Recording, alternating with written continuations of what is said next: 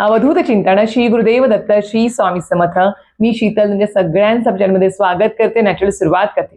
म्हणजे वरद लक्ष्मी व्रत आपल्या सगळ्यांना माहित असेल की हे व्रत जे आहे ते खूप जास्त प्रभावी आहे। वरद लक्ष्मी व्रत हे वर्षातून फक्त एकदाच येत असतं, ते पण श्रावण महिन्यातल्या शुक्रवारी येत असतं। आता यंदा 28 ऑगस्टला म्हणजेच आपल्या येणाऱ्या शुक्रवारी आता आपल्या त्या दिवशी नारळी पौर्णिमा तिथी सुद्धा असणार आहे, रक्षाबंधन पण आहे, वरद लक्ष्मी व्रत सुद्धा आपल्याला त्या दिवशी करायचं आहे, त्या दिवशीच आलेलं आहे। वैभव लक्ष्मीचं व्रत सुद्धा त्या दिवशी असणार आहे। खूप ताईंचं जरा ज्योतीची पूजा असेल किंवा सत्यनारायण पूजन असेल, आपल्याला नक्कीच आवर्जून 28 ऑगस्टला करायचं आहे। तर आता वरद लक्ष्मी व्रत जे आहे किंवा वरद लक्ष्मीची जी काही पूजा मांडणी असते ते आपल्याला साहित्य काय लागणार आहे, पूजा मांडणी कशी करायची आहे आपल्याला शास्त्रोक्त पद्धतीने, सोबत त्या सर्व साहित्यांचं नंतर आपला उद्यापन कसं करायचं आहे आणि त्या सर्व साहित्यांचं पूजेमधल्या दुसऱ्या दिवशी त्याचं आपल्याला विसर्जन कसं करायचं आहे याबद्दल संपूर्ण माहिती मला आजचे व्हिडिओ देणार आहे। नक्कीच व्हिडिओ पूर्ण बघा, स्किप न करता बघा, जेणेकरून तुम्हाला संपूर्ण माहिती व्यवस्थित कळेल। या मंडळीने सुरुवातीला तुम्हाला सांगितलं की वरद लक्ष्मी व्रत जे खूप जास्त प्रभावी व्रत आहे।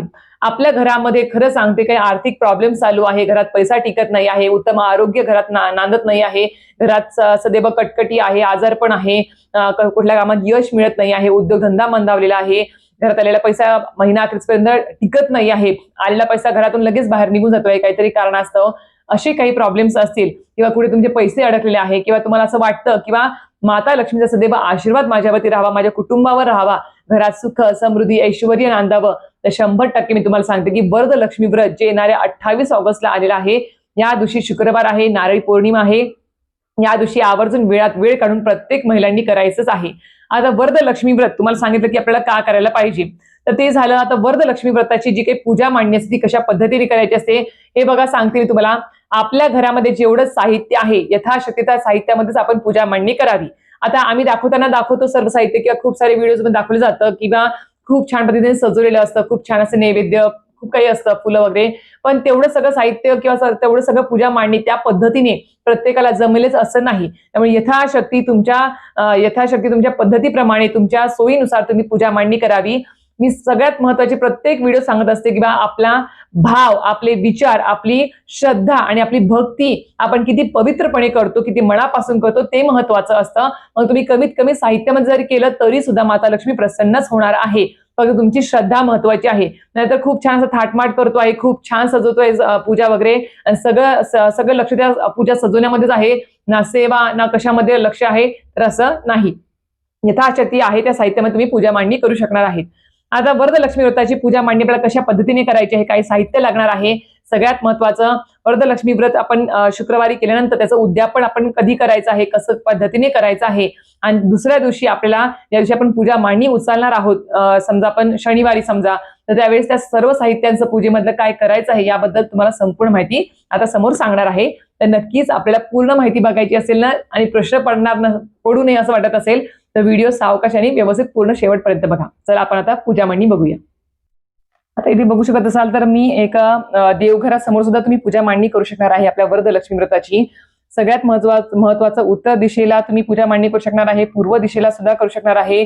समजा पूर्व दिशेला जागा नाही आहे, उत्तर दिशेला पण जागा नाही आहे, तर पश्चिम दिशेला जरी केलं तरी सुद्धा चालेल, पण ईशान्य कोपरा किंवा पूर्व दिशा खूप जास्त महत्वाची आहे आपल्या वरद लक्ष्मी व्रताची पूजा मांडणी करण्यासाठी, हे तुम्हाला सुरुवातीला सांगते। आता चौरंग ज्या जागेवर तुम्ही पूजा मांडणी करणार आहे ती जागा स्वच्छ करून घ्यायची आहे। त्या जागेवर तुम्हाला स्वस्तिक काढायचं आहे, हळद कुंकू टाकायचं आहे, पूजा करायची आहे। त्यानंतर त्या जागेवर तुम्हाला चौरंग किंवा पाट घ्यायचा आहे। ते घेतल्यानंतर तुम्हाला त्याच्यावर लाल वस्त्र अंथरायचं आहे। तुमच्याकडे वरद लक्ष्मी मातेचा फोटो असेल तर तो ठेवायचा, अष्टलक्ष्मीचा मातेचा फोटो तो ठेवायचा, माता महालक्ष्मीचा फोटो असेल तो ठेवू शकता। वैभव लक्ष्मीचा ज्यांचं व्रत चालू आहे ते वेगळ्या पूजा मांडणीवर ठेवणार आहे। ज्यांचं व्रत नाही चालू आहे वैभव लक्ष्मीचं त्यांनी जरी या पूजेमध्ये ठेवलं माता लक्ष्मीचा फोटो वैभव लक्ष्मी तरी सुद्धा चालणार आहे। माझ्याकडे माता महालक्ष्मीचा छोटा फोटो आहे, म्हटलं तो दिसणार नाही पूजेमध्ये म्हणून मी वैभव लक्ष्मीचा हा फोटो ठेवला आहे मोठा। तर त्यानंतर तुम्हाला तुपाचा दिवा, तेलाचा दिवा प्रज्वलित करून घ्यायचा आहे। अग्नीच्या साक्षीने सर्व पूजा मांडणी आपल्याला करायची असते। आता सर्वप्रथम तुम्हाला म्हटलं की वरद लक्ष्मी व्रत जे आहे ते खूप जास्त प्रभावी आहे। अष्टलक्ष्मीचा आशीर्वाद प्राप्त करण्यासाठी, आपल्याला घरात सुख समृद्धी आणण्यासाठी हे व्रत मनापासून श्रद्धेने करायचं असतं। आता शुक्रवारी आपल्याला हे व्रत करायचं आहे, त्यामुळे सकाळी लवकर उठावं, पौर्णिमा आहे, सकाळी लवकर उठावं, शुचिर्भूत व्हायचं आहे, सूर्याला अर्घ्य द्यायचं आहे, त्यानंतर घर स्वच्छ करून घ्यावं, उंबऱ्यावरती हळदीचं लेपन करायचं आहे। उंबरा आपल्याला सुरुवातीला गोमूत्र, हळद, मीठ हे पाणी टाकून उंबरा आणि प्रवेशद्वार स्वच्छ करायचं आहे. छान उंबऱ्यावर हळदीचं लेपन करावं, दारावरती स्वस्तिक काढावं हळद कुंकाने, त्याची पूजा करावी, पंचोपचार, उंबऱ्याची पूजा करायची आहे, रांगोळी काढायची आहे, छान असे धूप दीप दाखवून पूजा अर्चा करून घ्यायची आहे प्रवेशद्वारची. शुक्रवार आहे त्याच्यामुळे आपल्याला माता अन्नपूर्णा मातेचा देखील आपल्याला पूजा करायची आहे. त्यामुळे गॅस शेगडी जवळ सुद्धा अन्नपूर्णा मातेची पूजा अर्चा करावी, गॅस शेगडीची पूजा करायची आहे. त्यानंतर आपल्याला देवघरातील देवांची पूजा करायची. देवपूजा झाल्यानंतर आपल्याला सर्वप्रथम संकल्प सोडायचा आहे, कारण की वरद लक्ष्मी व्रत हे 1 दिवसीय व्रत असतं. त्यामुळे आपल्याला संकल्प अगोदर सोडायचा असतो. तांबण घ्यावं, हातामध्ये थोडंसं आपल्याला पाणी घ्यायचं आहे. अशा पद्धतीने आपल्याला थोडंसं पाणी घ्यावं, त्याच्यामध्ये आपल्याला अक्षदा आणि एखादं आपल्याला जे काही फूल वगैरे असेल ते फूल आपल्याला ठेवायचं आहे आणि आपल्याला संकल्प बोलायचा आहे. संकल्प बोलायचा, तुमचं नाव गोत्र सांगायचं, त्यानंतर तुम्ही कशासाठी व्रत करत आहे ते सांगायचं. आता महालक्ष्मीला तुम्ही प्रार्थना करावी की हे व्रत 1 दिवसीय मी करते आहे, ते व्रत माझ्याकडून तुम्ही निर्विघ्नपणे पार पाडून घ्या. आणि हे व्रत करत असताना, पूजा मांडणी करताना, नैवेद्य दाखवताना, सेवा करताना, दिवसभर पूजा अर्चा करून व्रत पाळताना किंवा उद्यापन करताना जर काही चूक झाली तर क्षमा असावी, क्षमा याचना आपल्याला करायची आहे. अशा प्रकारे बोलून तुम्हाला हे हातातलं जे काही फूल आणि पाणी आहे ते तांबणात सोडायचं आहे. ते केल्यानंतर आता आपल्याला दुसरी गोष्ट म्हणजे संकल्प केला तर आपल्याला ते फलश्रुती लवकरात लवकर मिळते असं आहे. आणि एक बांधील पण राहतो आपण त्या व्रतासाठी. तर अशा प्रकारे आपला संकल्प सोडल्यानंतर आता आपल्याला ही पूजा मांडणी अशा पद्धतीने करून घ्यायची आहे. केल्यानंतर दीप प्रज्वलित करून घ्यायचा आहे आपल्याला. तो केल्यानंतर सर्वप्रथम आपल्याला माहिती की कुठल्याही पूजेमध्ये सर्वप्रथम मान कोणाचा असतो तर गणपती बाप्पाचा. तर गणपती बाप्पाची जी काही मूर्ती आहे ती आपल्याला माता महालक्ष्मीच्या उजव्या हाताला आपण गणपती बाप्पाची इथे मूर्ती ठेवायची आहे. सर्वप्रथम तुम्ही विड्याचं पान घ्या किंवा आंब्याचं पान घ्या. तर मला काय विड्याची पान भेटली नाही म्हणून मी आंब्याचं एक पान ठेवलेलं आहे इथे. त्यावर अक्षदा ठेवायच्या आहेत आणि त्याच्यावर तुम्हाला आता गणपती बाप्पाची जी काही मूर्ती असते ना तर ती मूर्तीला अगोदर काय करायचं आहे. आता मी सकाळी गणपती बाप्पाला आंघोळ स्नान घातलेलं आहे, पूजा झालेली आहे, म्हणून फक्त आता मी गणपती बाप्पाची मूर्ती इथे फक्त आता ठेवते आहे. पण तुम्ही गणपती बाप्पाची मूर्ती जर जमलं असं देवपूजा करतानाच तुम्ही गणपती बाप्पाच्या मूर्तीवरती अथर्व शीर्षम ओम गण गणपती नमः म्हणून तुम्ही अभिषेक करून घ्या पाण्याने. आणि त्यानंतर तुम्ही इथे पूजेमध्ये जरी मांडली तरी सुद्धा चालेल. जर तुमचा पूजा करताना अभिषेक केला नसेल तुम्ही देवपूजा करताना तर तुम्ही नंतर ही पूजा मांडणीच्या अगोदर गणपती बाप्पाच्या मूर्तीवर तांबणामध्ये घेऊन तुम्ही ओम गण गणपती नमः अथर्व शीर्षम पठण करून तुम्ही अभिषेक करावा. त्यानंतर गणपती आपल्याला हळद कुंकू अर्पण करायचं आहे. हळद कुंकू अर्पण केल्यानंतर आपल्याला त्यांना वस्त्र माळ जे काही आहे, दुर्वा, लाल फुलं अर्पण करायची आहे. मुकुट वगैरे जे काही असेल ते तुम्हाला इथे अर्पण करायचं आहे. आणि गणपती आपल्याला गुळ खोबऱ्याचं इथे नैवेद्य दाखवायचं आहे. गणपती बाप्पाची इथे स्थापना केल्यानंतर त्यानंतर आपल्याला इथे बाजूला आपल्याला काय करायचं आहे, श्रीयंत्र ठेवायचं आहे. श्रीयंत्र ठेवताना सुद्धा आपल्याला थोडंसं अक्षदा ठेवायच्या आहेत. आणि श्रीयंत्रावर सुद्धा तुम्ही सकाळीच देवपूजा करताना देवपूजा करताना श्रीयंत्रावरती महालक्ष्मी मातेचं मंत्र पठण करून तुम्ही अभिषेक करून घ्यावा. प्यायच्या प्राणी करा, पंचामृताने करा, पण नक्कीच करायचा आहे. अभिषेक नक्कीच करावा, कारण की शुक्रवार आहे म्हणून सांगते आहे. आणि आपल्याला याच्यावर सुद्धा सेवा करायची आहे वरदलक्ष्मी व्रताच्या दिवशी. हे केल्यानंतर आता इथे फोटो मांडलेला आहे, समोर आपल्याला एक थोडेसे तांदूळ घेतले आहे, त्यावर आपल्याला हळद कुंकू अर्पण करायचं आहे. त्याच्यानंतर आपल्याला याच्यावरती एक कलश मांडायचा आहे. आता हा कलश मांडते आहे इथे मी. आता या कलशामध्ये आपल्याला पाणी न भरता ह्याच्यामध्ये आपल्याला 1 रुपयाचं नाणं आणि सुपारी टाकायची आहे. त्यानंतर आपल्याला याच्यामध्ये तांदूळ भरायचे आहेत. आपण पाणी भरतो बघा कलश भरताना नेहमी, पण वरदलक्ष्मी व्रताची जी काही आपण कलश मांडतो त्याच्यामध्ये आपल्याला तांदूळ भरायचे असतात. अशा पद्धतीने आपल्याला तांदूळ भरायचे आहेत. आणि 1 रुपयाचं नाणं आणि मी ह्याच्यामध्ये ऑलरेडी टाकलेलं आहे 1 रुपयाचं नाणं आणि सुपारी. अशा प्रकारे पूर्ण कलश जो आहे आपल्याला, तो पूर्ण कलश जो आहे तो पूर्ण आपल्याला तांदळाने भरून घ्यायचा आहे. हा पूर्ण कलश आपल्याला तांदळाने भरून घ्यावा. आता मी थोडेच तांदूळ टाकले आहे दाखवण्यासाठी. पूर्ण कलश आपल्याला भरून घ्यायचा आहे तांदळाने. त्यानंतर त्याच्यामध्ये आपल्याला थोडंसं परत हळद कुंकू आपल्याला टाकायचं आहे. ते टाकल्यानंतर एखादं फूल वगैरे पण त्याच्यामध्ये ठेवायचं आहे. आणि त्याच्यानंतर आपल्याकडे श्रीफळ असेल, पूर्ण श्रीफळ घ्या किंवा थोडंसं सोलेलं पण श्रीफळ भेटतं काय काय ठिकाणी, तसं त्या पद्धतीने घेतलं तरी सुद्धा चालणार आहे. तसं घ्यावं आणि हे श्रीफळ तुम्हाला याच्यावरती इथे ठेवायचं आहे. आणि याच्यावरती तुम्हाला आता ह्याच्यावरती जो आपल्याकडे माता महालक्ष्मी, आपण बघा मार्गशीर्ष महिन्यामध्ये बघा मुकुट वगैरे लावतो, छान वस्त्र वगैरे परिधान करतो कलशाला, त्या पद्धतीने आपल्याला ह्या तांब्याला सजवायचं आहे. ते तुम्हाला आता मी दाखवते. तर अशा पद्धतीने बघा मी संपूर्ण पूजा मांडणी करून घेतली. कारण की कसं आहे, तुम्हाला प्रत्येक गोष्ट जर दाखवायची म्हटली तर खूप मोठा व्हिडिओ होतो. आणि मग खूप ताईंचा प्रश्न की ताई खूप मोठा व्हिडिओ झालेला आहे, म्हणून म्हटलं आपण थोडी तयारी करून घेऊया. सुरुवात तुम्हाला मी दाखवलीच होती. त्या पद्धतीने आपण आपल्याला तर माहिती आहे, कलश घेतला, तांदूळ घेतले, कलश घेतला तांब्याचा, त्यामध्ये पूर्ण तांदूळ भरायचे, सुपारी 1 रुपयाचं नाणं टाकायचं, फूल टाकायचं, हळद कुंकू टाकायचं आहे. त्यानंतर आपला अशा पद्धतीने श्रीफळ वर ठेवायचं आणि अशा पद्धतीने मुकुट वगैरे लावून सर्व काही साहित्य आपण जे आपला देवीचे दागिने वगैरे आहे ते सगळं काही आपला छान सजवायचं आहे देवीला. त्यानंतर गणपती बाप्पा इथे आहे, तुम्हाला माहितीच आहे सुरुवातीला. नंतर श्रीयंत्र आहे, कुबेर यंत्र पण तुम्ही ठेवू शकता. माता महालक्ष्मीची मूर्ती असेल तुमच्याकडे चांदीची वगैरे कुठली पण असेल ती पण तुम्ही ते पूजा मांडणीमध्ये ठेवू शकता. आता इथे वैभव लक्ष्मीचा माझा मी फोटो ठेवला आहे. तुम्हाला सांगितल्याप्रमाणे सुरुवातीला माता महालक्ष्मीचा सुद्धा तुम्ही ठेवू शकता, किंवा श्री विष्णू आणि माता लक्ष्मी पाय चेपताना जो फोटो आहे तो जरी इथे ठेवला तरी सुद्धा चालणार आहे. तर अशा पद्धतीने आपल्याला संपूर्ण पूजा मांडणी करून घ्यायची आहे. केल्यानंतर आता आपल्याला देवीला हळद कुंकू लावायचं असतं. हळद कुंकू तर पंचोपचार पूजा करताना तुम्ही माता महालक्ष्मीचा कुठलाही मंत्र तुम्ही मनातल्या मनात नामस्मरण करायचं आहे. आपल्याला पंचोपचार पूजा करायची, म्हणजेच हळद कुंकू देवीला अर्पण करणे असेल, धूप दीप दाखवणे असेल, संपूर्ण आपल्याला देवीचं नामस्मरण करत करतच करायचं आहे. नैवेद्य काय दाखवायचं, तर नैवेद्य आपण याच्यामध्ये खीर दाखवू शकता. काही काही ठिकाणी पद्धत वेगळी असते वरद लक्ष्मीला नैवेद्य दाखवण्याची, तुम्ही त्या पद्धतीने तुम्ही नैवेद्य दाखवू शकता. तुमच्याकडे जी प्रथा आहे, परंपरा आहे वरद लक्ष्मीच्या व्रतामध्ये नैवेद्य ठेवण्याची, तुम्ही त्या पद्धतीने नैवेद्य इथे नक्कीच ठेवू शकणार आहेत. आता हे झालं. त्यानंतर आता कारण काही ठिकाणी पद्धत खूप वेगळी आहे, कर्नाटक साईड असेल किंवा साऊथ मध्ये पण ही वरद लक्ष्मी व्रत खूप मोठ्या पद्धतीने केलं जातं. काही काही ठिकाणी तर मांडव वगैरे टाकला जातो वरद लक्ष्मी व्रताची पूजा करण्यासाठी. तर त्याच पद्धतीने सांगते की आपल्याला जसं जमेल त्या पद्धतीने आपण पूजा मांडणी करावी, यथाशक्ती करावी. गोडाचा खिरीचा नैवेद्य दाखवावा आणि आपल्याला दिवसभर उपवास करायचा असतो. दिवसभर माता महालक्ष्मीच्या पण पूजा कराव्या, जसं की श्रीयंत्र कुंकुमार्चन आहे. नंतर आपल्याला महालक्ष्मी अष्टकम स्तोत्रमचं पठण आहे, श्री सूक्तमचं 16 वेळेस पठण करणे असेल.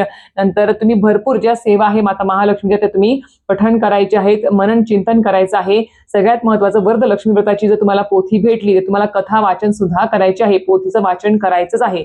पोथी नाही भेटली तुम्हाला तर तुम्ही सरळ सरळ गुगलवर PDF बघा, तिथे तुम्हाला वरद लक्ष्मी व्रताची कहाणी भेटून जाईल, ती तुम्ही नक्कीच वाचायची आहे. दिवसभर व्रत करायचं, आपल्याला उपवास धरायचा आहे. संध्याकाळी आपल्याला नैवेद्य अन्नाचा आपण बनवायचं आहे, भाजी चपाती वरण भात गोड काहीतरी बनवायचं, ते आपल्याला इथे नैवेद्य दाखवायचं आहे. आरती करून घ्यायची आणि संध्याकाळीच वरद लक्ष्मी व्रत ज्या दिवशी आहे 28 ऑगस्टला, त्या दिवशी संध्याकाळीच रात्रीच आपल्याला उद्यापन करायचं असतं. आता वरद लक्ष्मी व्रताचं जे काही उद्यापन आहे तुम्हाला म्हटलं रात्री करायचं असतं. आता रात्री आपण काय करायचं, 1 सवाष्ण असेल, 5 सवाष्ण असेल किंवा तुम्हाला यथाशक्ती जेवढ्या सवाष्ण भेटतील तेवढ्या सवाष्ण तुम्हाला बोलवायचे आहेत आणि त्यांना हळद कुंकू, तुम्हाला एखादं फळ वगैरे तुम्ही द्यायचं आहे, त्यांना त्यांच्या पाया पडायचे आहेत. जमलं तुम्ही त्यांची ओटी पण भरू शकणार आहेत, किंवा तुम्ही जे काही खिरीचं नैवेद्य बनवणार आहे वरद लक्ष्मी व्रताच्या दिवशी, त्या दिवशी ते खिरीचं नैवेद्य सुद्धा तुम्ही त्यांना खायला देऊ शकणार आहेत. तर नक्कीच 1 बोलवा, 5 बोलवा, 7 बोलवा, यथाशक्ती तुम्ही बोलू शकता. कारण की त्या दिवशी रक्षाबंधन आहे, कोणी ताई येतील किंवा नाही येतील, पण 1 जरी बोलली उद्यापनाला त्या दिवशी तरी सुद्धा चालणार आहे.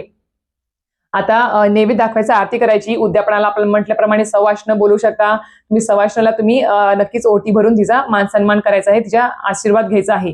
ते केल्यानंतर आता आपल्याला इथे उपवास, त्यानंतर तुम्ही तुमचा जो काही उपवास आहे दिवसभर तुम्ही तो उपवास सोडायचा आहे, गोड खाऊन तुम्ही उपवास सोडावा. ते झाल्यानंतर आता आपल्याला माहिती की आता उद्यापन आपण वरद लक्ष्मी व्रत जे 28 ऑगस्ट आहे त्याची रात्रीच करणार आहोत. पण जी काही उत्तर पूजा असते किंवा आपल्याला जी काही पूजा उचलायची आहे ती आपल्याला दुसऱ्या दिवशी शनिवारी उचलायची आहे. कारण की आपण दिवसभर किंवा रात्री दिवसभर आपल्या घरामध्ये एकतर जमलं तर सकाळी सकाळी शुक्रवारी पूजा मांडणी करावी, जेणेकरून दिवसभर आपल्या घरामध्ये माता महालक्ष्मीचं स्थान राहील किंवा तिचं आगमन आपल्या घरामध्ये राहील दिवसभर, आणि रात्रभर सुद्धा ठेवायची आहे. आणि शनिवारी सकाळी सकाळी उठल्यानंतर सुचिरभूत वगैरे झालं की आपण आपली जी काही जी काही आपण वरद लक्ष्मी मातेची जी काही पूजा मांडली होती ती आपल्याला उचलून घ्यायची आहे. आता उचलताना आपल्याला काय करायचं आहे, तर सर्वप्रथम आपल्याला पूजा मांडणीतलं साहित्य जे काही असतं, आता सर्वप्रथम तुम्ही पूजा उचलण्याच्या आधी क्षमा प्रार्थना करायची आहे की हे माता महालक्ष्मी, आता दुसऱ्या दिवशी दिवा तर प्रज्वलित नसणार आहे, त्यामुळे सकाळी उठल्या उठल्या शनिवारी आंघोळ करावी. अगोदर आंघोळ झाल्यानंतर आपल्याला इथे धूप दीप लावायचा आहे, गोड नैवेद्य काहीतरी दाखवावा साखरेचा. त्यानंतर माता महालक्ष्मीला तुम्ही मनापासून हात जोडून तुम्ही प्रार्थना करायची आहे, क्षमा प्रार्थना करायची आहे की हे माता महालक्ष्मी अष्टलक्ष्मी माते, माझ्या काल वरद लक्ष्मी व्रतामध्ये जर काही चूक भूल झाली असेल, उद्यापन करताना, नैवेद्य दाखवताना, सेवा करताना, पूजा मांडणी करताना, तर नक्कीच क्षमा असावी आणि तुझा आशीर्वाद सदैव माझ्या पाठीशी असू दे, माझ्या कुटुंबाशी पाठीशी असू दे, माझ्या घरामध्ये सुख समृद्धी ऐश्वर्य नांदू दे, उत्तम आरोग्य अनेक संरक्षण प्राप्त होऊ दे माझ्या कुटुंबाला. आम्ही जे काही काम हातात घेतलेलं आहे त्या कामामध्ये आम्हाला भरभराट मिळू दे, उत्तम यश मिळू दे, असं तुम्ही तिथे क्षमा याचना करायची आहे. कान पकडायचे आहेत, नाक घासून तिथे मुजरा करायचा आहे. आपल्याला ते झाल्यानंतर आता सर्व साहित्याचं काय करायचं, तर सर्व साहित्य जे काय आहे ते थोडं थोडं आपण काढायला सुरुवात करायची आहे.